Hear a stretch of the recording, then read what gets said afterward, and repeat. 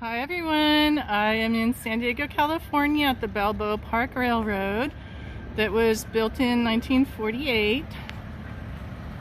Children and adults like to ride this ride here in Balboa Park.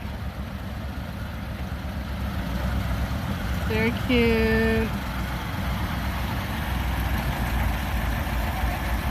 It's located right in the center of the San Diego Zoo and the art studios over there.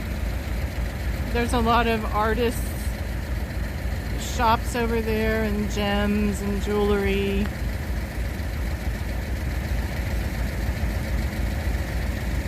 Nice to come to Balboa Park, spend the day, take a little tour on the train, go to the San Diego Zoo.